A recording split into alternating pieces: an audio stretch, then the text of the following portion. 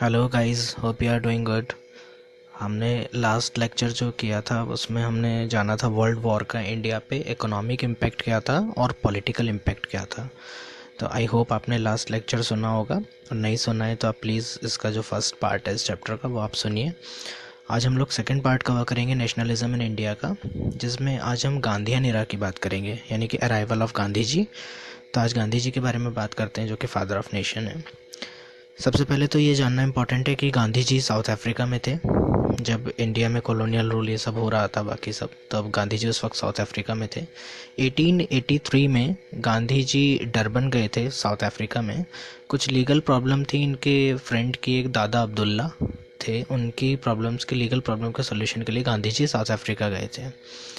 तो वहाँ पर भी गांधी जी ने, क्योंकि गांधी जी एक लॉयर थे, और गांधी जी जब वहाँ गए तो उन्होंने देखा कि इंडियंस के संग साउथ अफ्रीका में बहुत ज़्यादा डिस्क्रिमिनेशन होता था। तो गांधी जी उस वक्त वहाँ पर सभी लोगों में सबसे ज़्यादा पढ़े लिखे थे और इंग्लिश के जानकार थे। तो इन्होंने वहाँ एजुकेशन लोगों को देना शुरू किया, गांधी जी ने वहाँ पर। He taught English to people. और वहाँ पर भी गांधी जी ने अपना एक एक्सपेरिमेंट किया था, जो कि सत्याग्रह जिसको हम लोग कहते हैं, जिसका हम लोगों को इंडिया में आगे काफ़ी पढ़ना है।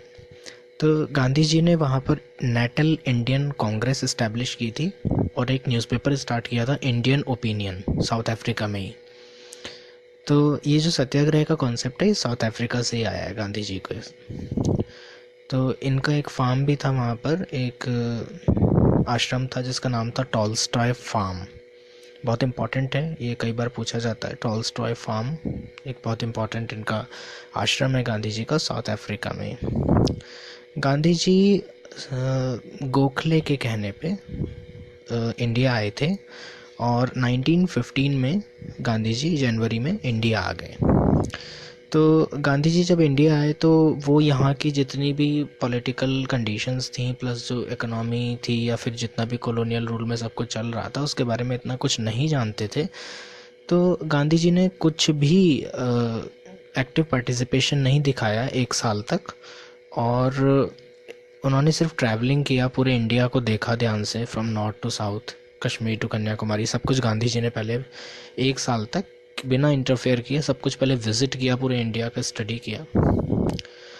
उसके बाद हमारे सिलेबस में जो मेंशन है, सबसे इम्पॉर्टेंट जो गांधी जी का सबसे पहला सत्याग्रह आता है, वो होता है 1917 में, जिसका नाम है चंपारण सत्याग्रह। ये बहुत इम्पॉर्टेंट है, सीधा क्वेश्चन इस पे आता है, चंपारण सत्याग्रह क्या है। एक्चुअली में राजकुमार शुक्ला एक लोकल मैन है, चंपारण के, बिहार के थे ये, राजकुमार शुक्ला।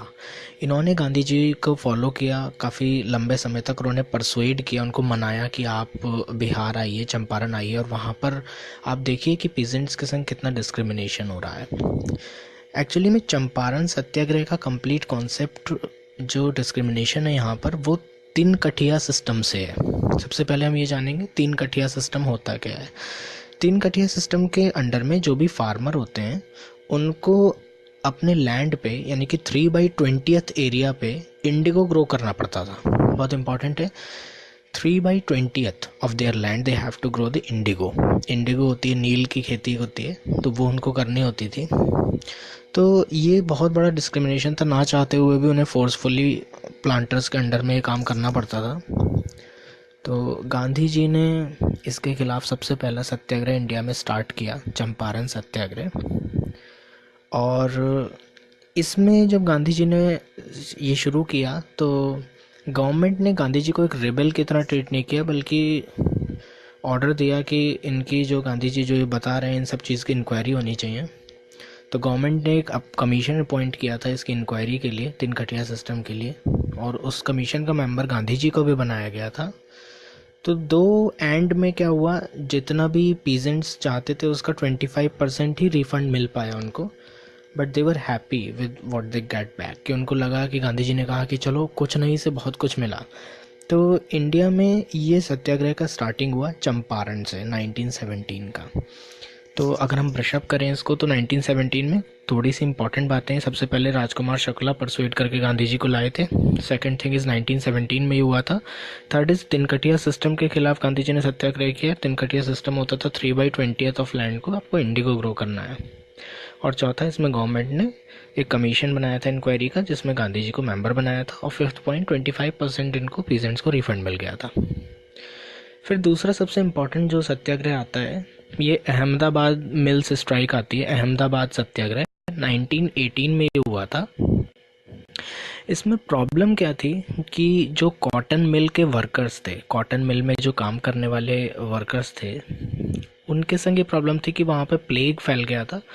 तो वो प्लेग बोनस डिमांड कर रहे थे, वहाँ का जो एम्प्लॉयर था उससे प्लेग बोनस वो डिमांड कर रहे थे और अपने वेजेस में इंक्रीमेंट चाहते थे।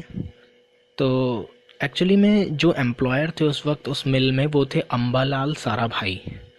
और इम्पॉर्टेंट ये है कि अम्बालाल साराभाई एक गांधी जी के फ्रेंड भी थे, पर अब यहाँ पर गांधी जी को उन्हीं के खिलाफ लड़ाई लड़नी थी, उन्हीं के खिलाफ सत्याग्रह करना था। तो गांधी जी ने वहाँ स्ट्राइक किया और अपने जितने भी वहाँ पे वर्कर्स थे, जितने भी मिल के, उनको वो रोज़ एड्रेस करते थे साबरमती रिवर के किनारे। और काफ़ी इन्होंने, गांधी जी ने अपने फ्रेंड के खिलाफ जाकर ये प्रूव किया, मतलब ये दिखाया कि अगर आप मतलब इनजस्टिस के खिलाफ लड़ रहे हैं, then physical force was not necessary to fight the oppressor. Physical force इतना इम्पोर्टेंट नहीं है। Gandhi ji believe that the dharma of non violence is important, it could unite all the Indians. तो आपको सब कुछ मिलेगा अगर आप सत्याग्रह की, अधर्म की जो ताकत है उसको आप अप्लाई करेंगे। तो आप नॉन वायलेंस को, अगर आप, उनका जो रूल था नॉन वायलेंस का, उसको आप फॉलो करेंगे। तो एंड में क्या हुआ, स्ट्राइक जो गांधी जी ने की थी वो विड्रॉ कर ली गई और 35% जो इंक्रीमेंट चाहते थे वर्कर्स, वो उनको मिल गया। तो गांधी जी का दूसरा ये सत्याग्रह है अहमदाबाद का 1918 में। इसमें कॉटन मिल वर्कर्स का है, प्लेग बोनस डिमांड कर रहे थे और अपने जो इनकी वेजेस होती हैं उसमें 35% इंक्रीमेंट चाहते थे।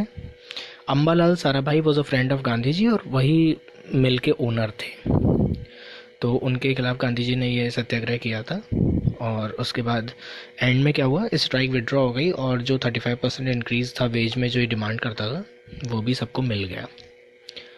तीसरा और आखिरी सबसे इम्पोर्टेंट सत्याग्रह जो आज हम देखेंगे वो है खेड़ा सत्याग्रह। ये भी 1918 में हुआ था, खेड़ा में। तो बहुत इम्पोर्टेंट है ये भी। एक्चुअली में यहाँ पर जो प्रॉब्लम थी वो क्या थी, जो पीजेंट्स थे उनकी क्रॉप फेल हो गई थी। तो जो भी लैंड रेवेन्यू का रेमिशन था, गवर्नमेंट उसको इग्नोर कर रही थी। तो एक्चुअली में जो खेड़ा सत्याग्रह है ये पीजेंट्स के लिए है, it was to support the peasants of Kheda of Gujarat. तो गांधी जी ने यहाँ पर गुजरात सभा बनाई। गुजरात सभा के प्रेसिडेंट खुद गांधी जी थे और इन्होंने पीजेंट से बोला कि आप ठीक है, आप जो हैं इसके खिलाफ आप सत्याग्रह कीजिए, नॉन वायलेंस के साथ सत्याग्रह कीजिए, यहाँ पर आप स्ट्राइक कीजिए। तो लोगों ने वहाँ वो किया।